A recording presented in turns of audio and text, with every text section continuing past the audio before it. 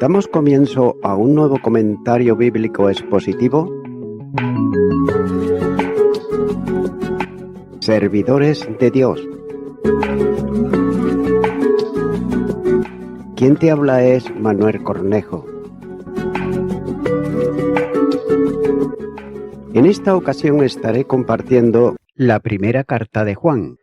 Continúo con la segunda parte de la primera carta de Juan, capítulo 4, versículo 2, donde dice: En esto conoced el Espíritu de Dios. Todo espíritu que confiesa que Jesucristo ha venido en carne es de Dios. Nos quedamos en el punto en el que estuve compartiendo en cuanto a la unión del Verbo con la naturaleza humana, creada y asumida en el mismo acto. Resulta el nombre de Jesús. Desde ahí la humanidad subsiste en la persona divina del Verbo. Es ya para siempre la humanidad de Dios, el Hijo. Y ahora continúo compartiendo el versículo 2, que dice que hablar de encarnación no es hablar de autodivinización del hombre, que por sí mismo llegó a ser Dios, sino que es referirse al acto de libertad en que el Verbo en la unidad del Padre y del Espíritu toma la decisión de proyectarse fuera de sí mismo, vinculándose con una naturaleza humana que es subsistente hipostáticamente en su eterna persona divina. Y es que por esa acción surge una realidad nueva por medio de la cual el Verbo se exterioriza a sí mismo. Desde la perspectiva divina, la encarnación es una autodonación de Dios al hombre, ya que la acción se produce desde la omnipotencia divina, que es el principio activo de la encarnación, mientras que la humanidad del Verbo es el fin receptor de la acción del principio activo de Dios. Ahora bien, Juan presentó al Verbo de vida como eternamente existente con el Padre, poseedor y comunicador de la vida, para presentarlo también al mismo tiempo como hombre a consecuencia de la encarnación, como señala el capítulo 1 y los versículos 1 y 2. Pero este hombre Jesús, el Verbo encarnado, es la expresión visible de la vida trinitaria de Dios en una criatura y la incardinación de la criatura en Dios. El ser divino en la persona del Hijo, con la acción generadora de la humanidad por obra del Espíritu Santo, se inserta en la historia humana, ofreciendo vida al hombre y atrayéndolo hacia él mismo, haciéndolo regresar al centro originario y al lugar donde alcanzar toda la plenitud. La criatura se vincula al Creador al ser acogida en una hipótesis personal, de forma que, persistiendo la diferencia de naturalezas, crece hasta el límite posible la unión entre el Creador y la criatura. En esto se proyecta la salvación, que consiste en que Dios otorga la vida eterna, su propia vida, y nos asume en su paternidad, haciéndonos sus hijos, es decir, el Hijo se hace hombre, y los hombres que responden por fe al llamamiento de Dios se hacen hijos en el Hijo. El sujeto de la encarnación es el Verbo, porque es lo que corresponde a su esencia y lugar en el seno trinitario. Dios no hace nada en la historia que no sea de conformidad y como proyección de su propio ser trinitario. El lugar del Verbo está en la Trinidad. Explica la encarnación que nos deja vislumbrar su naturaleza trinitaria, ya que en la encarnación se prolonga a la criatura la realidad y relación eterna del Hijo. No es pues otra cosa que el decirse a sí mismo como verbo eterno, expresión exhaustiva de Dios que al salirse de sí mismo en una exteriorización revelada comporta en ella la operación de salvación, como el decir supremo del amor de Dios por la criatura. Y note que sólo en la encarnación y por el resultado de ella, el inmutable Dios que no puede padecer, puede compadecerse del hombre y además experimentar los quebrantos de la criatura sin menoscabo de su deidad. Ya que en Cristo conocemos el Dios humilde y al Dios humillado, inalcanzable, misterio para la mente humana, finita, condicionada y limitada. La encarnación por medio de cuyo hecho el Verbo toma una naturaleza humana y se hace carne, esto es, no puede considerarse solo como un hecho puntual en el cual se inicia el proceso de gestación, que termina en el alumbramiento. El hombre en su dimensión plena comienza por la encarnación, pero se realiza como hombre en el decurso de su existencia de vida, porque puede experimentar todo cuanto lo es propio al hombre, y de ahí que vaya experimentando la humanidad en el transcurso de su vida. Y note que así ocurre también con el Verbo encarnado, que experimenta la humanidad en la medida en que va siendo hombre con todas sus manifestaciones. Y de este modo puede decirse que la encarnación comienza en el seno de María y concluye en la cruz, con la muerte como hombre, continuando con el tiempo en el sepulcro y proyectándose definitivamente en la glorificación. Finalmente, en este extenso párrafo es necesario hacer destacar que la encarnación de Cristo es una acción kenótica, es decir, de descenso y de entrega. Esa verdad está en la mente de Juan, cuando dice que Jesucristo ha venido en carne, expresión similar a la que usa en el Evangelio, y que aquel verbo se hizo carne. Pero también está en la de Pablo, cuando habla del descenso del Hijo de Dios. Filipenses, capítulo 2 y los versículos 6 al 8 nos dice, el cual, siendo en forma de Dios, no estimó el ser igual a Dios como cosa a que aferrarse, sino que se despojó a sí mismo, tomando forma de siervo, hecho semejante a los hombres, y estando en la condición de hombre, se humilló a sí mismo, haciéndose obediente hasta la muerte y muerte de cruz. Esta humillación, a la que precede la limitación, no significa deposición del ser, de poder o de conocer divinos en una especie de autoaniquilación, sino una adecuación de ellos a las condiciones de la existencia finita del hombre, que le hace posible vivir las limitaciones de éste y padecer las violencias que el hombre histórico vive. El infinito supremo de Dios tiene capacidad para ser menos, de modo que puede compadecerse de la situación humana, ya que en la cruz el Verbo, y con él el Padre y el Espíritu, se adentran en la dimensión de soledad de la cruz, y lo hace para introducir el principio de vida donde el pecado y la muerte que destruye quedan impotentes por la dotación de vida eterna a todo aquel que cree. La entrada de uno de la Trinidad en la experiencia de la muerte, seguida luego de la victoriosa y gloriosa resurrección, se convierte en esperanza segura para el hombre. En la muerte de Cristo, Dios se manifiesta como el amor que vence sobre el mal, como acogedor del hombre en la forma más definitiva que es el perdón.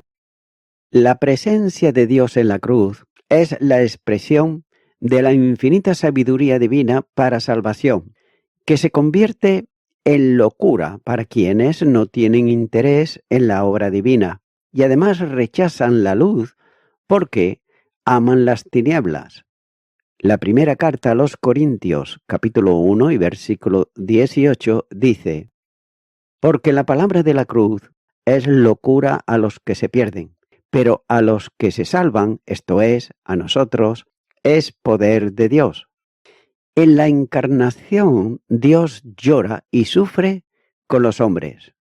Las lágrimas de Jesús en Getsemaní son la expresión del sufrimiento divino en solidaridad suprema con el hombre, por el que ha de asumir la responsabilidad de sus delitos y extinguir con la muerte la penalidad del pecado.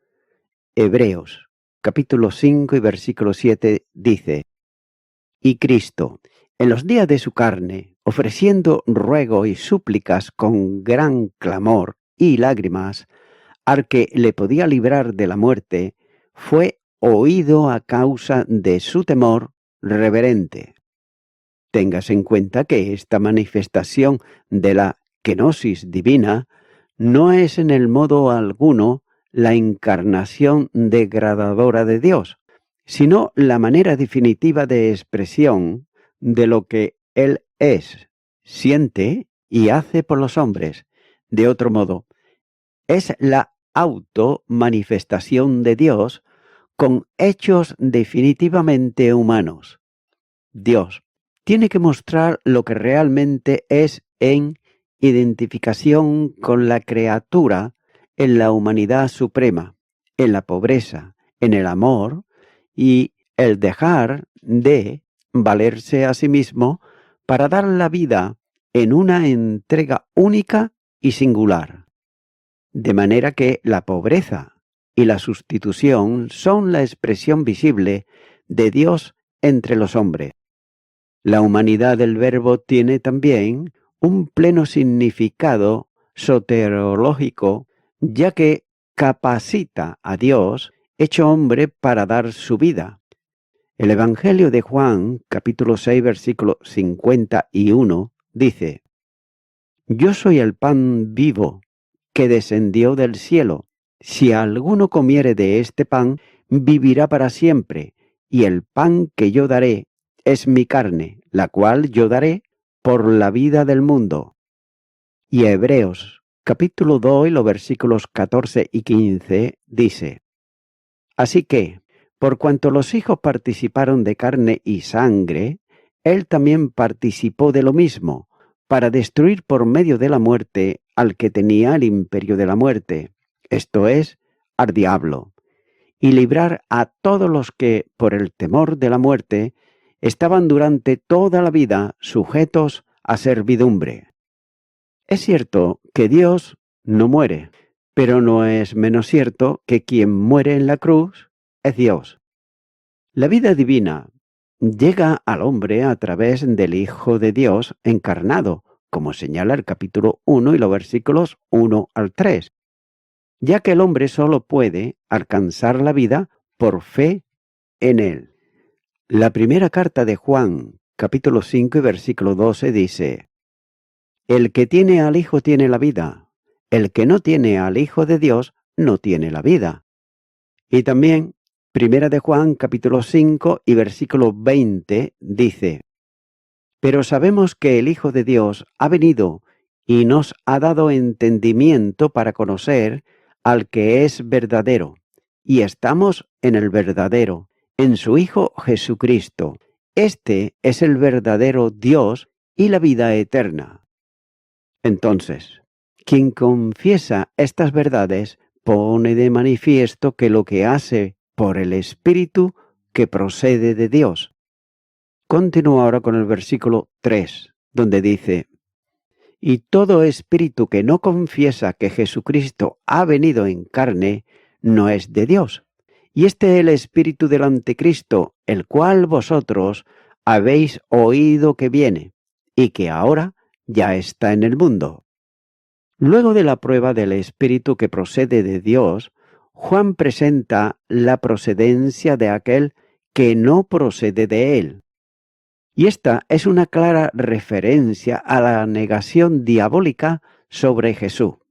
Y según dice la Biblia Reina Valera, todo espíritu que no confiesa que Jesucristo ha venido en carne no es de Dios. Pero la lectura más firme es la que figura en el interlinear, cuando dice que todo espíritu que no confiesa a Jesús no es de Dios. Note que la expresión que Jesucristo no ha venido en carne es muy insegura y está en los manuscritos, poco fiables que sin duda, en una corrección de lo que parece necesario para vincularlo con el versículo anterior. Por tanto, Juan afirma que el Espíritu de Dios es confesar a este Jesús, es decir, a lo que acaba de decir tocante a él. No es el Jesús humano que los gnósticos y falsos maestros trataban de introducción como una falacia entre los creyentes, sino el verdadero Verbo manifestado en carne. Jesús de Nazaret no es meramente un hombre, sino Emmanuel, Dios con los hombres. El nombre Jesús designa la persona histórica de Dios hombre, que proclama el Evangelio desde el principio, como señala capítulo 2, versículo 22, capítulo 4, versículo 15 y capítulo 5, versículo 5. Así pues, negar la profesión, no confesar esa verdad, es negar a Jesucristo como el Salvador, enviado por Dios para la salvación del mundo, como señala el Evangelio de Juan, capítulo 3, versículo 16, y Gálatas, capítulo 4, versículo 4. Y una enseñanza semejante es una negación diabólica de la verdad. En el tiempo de Juan era una enseñanza gnóstica. A lo largo de la historia vino a ser arriana, que llega a los días de hoy. Y note que Juan identifica a quienes niegan la verdad sobre Jesucristo como el espíritu del anticristo. Es decir, que todos los maestros falsos que enseñan la mentira para contradecir la verdad de la fe sobre Jesús están poseídos del espíritu que será en el futuro propio del anticristo, ya que el anticristo en general, en el sentido más amplio, para pretender destruir a Jesucristo, borrando de la mente de los hombres y entre ellos de los creyentes la verdad considerada en el párrafo anterior, de que Jesús es Dios manifestado en carne. También debe de considerarse que la presencia del espíritu anticristo opera ya en el mundo. La profecía anuncia una presencia individual futura que será el anticristo, este hombre del que se ha considerado ya con anterioridad, vendrá en un tiempo futuro, como señala el capítulo 2 y versículo 18. Y este que viene como persona humana es a quien se califica como anticristo, el hombre de pecado y el hijo de perdición. Segunda carta a los Tesalonicenses, capítulo 2 y los versículos 3 al 8.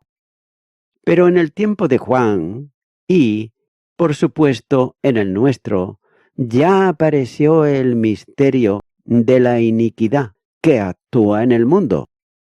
Note que es cierto que el anticristo persona no puede acceder a la ejecución del programa diabólico, porque hay quien lo detiene, en referencia clara al Espíritu Santo de Dios, que impide la acción diabólica tendente a poner al anticristo en el lugar que corresponde al Señor. Segunda carta a los Tesalonicenses, capítulo 2 y versículo 7.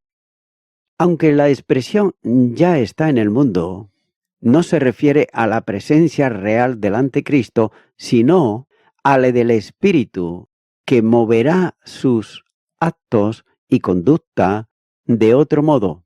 Debe entenderse aquí la presencia del Anticristo por medio del Espíritu que operará en él y que ahora opera en muchos anticristos que están en el mundo.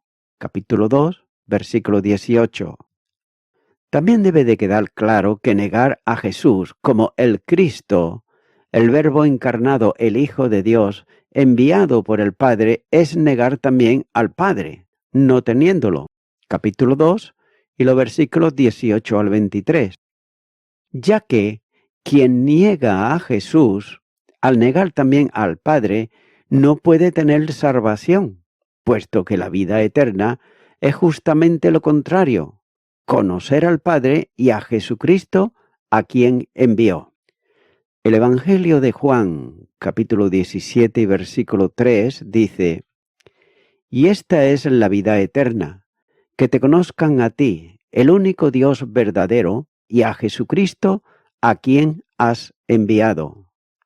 Nadie debe de equivocarse, ya que cualquier manifestación de arianismo que incluye los ebionitas, los seguidores de Cerinto, negando todos ellos la plena realidad de Jesucristo, de gnosticismo, entre cuyas expresiones está el docetismo, que negaban también la realidad terrenal del cuerpo humano de Cristo, puesto que si Él había de ser puro y la materia es mala, el Hijo de Dios solo puede tomar una apariencia de cuerpo humano.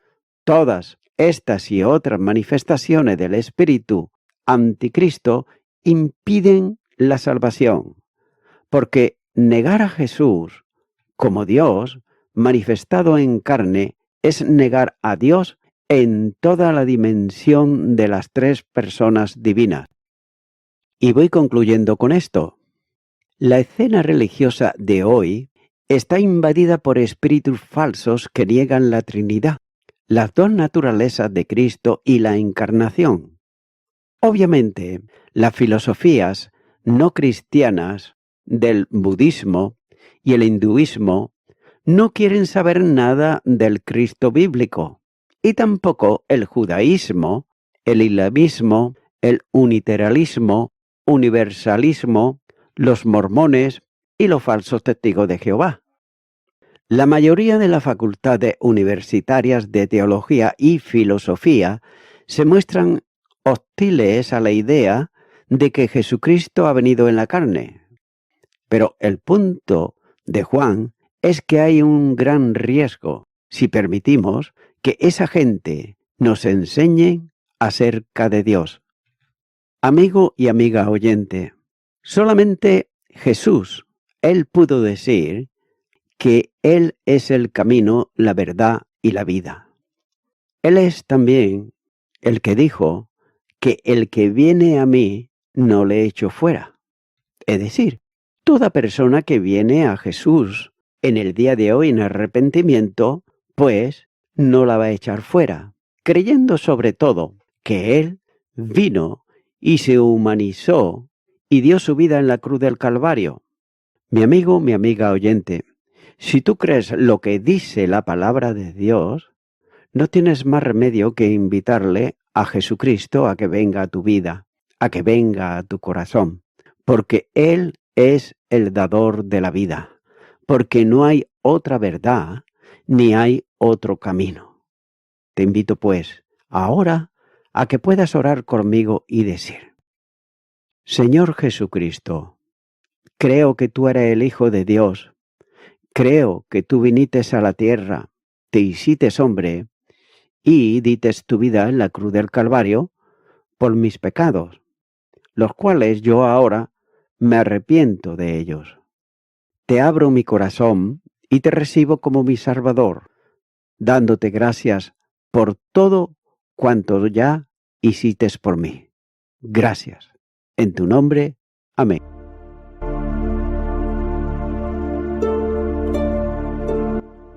Amigo y amiga oyente, si tú has hecho esta oración de corazón Te recomiendo que comiences a orar a Dios, en primer lugar, en el nombre del Señor Jesucristo.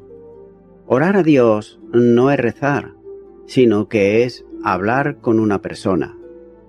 También te recomiendo que leas la palabra de Dios y lo hagas a diario. Comienza, por ejemplo, con el Nuevo Testamento. Y también, por último, te recomiendo que para que puedas crecer espiritualmente, te congregues en una iglesia cristiano-evangélica, donde se predique, se enseñe y se practique la sana doctrina y la palabra de Dios. Congrégate ahí y con el tiempo podrás crecer espiritualmente y también servir al Señor Jesucristo. Que Dios te bendiga. Y a toda la audiencia, nuevamente ya me estoy despidiendo de todos ustedes y será hasta el próximo programa. Que Dios os bendiga a todos.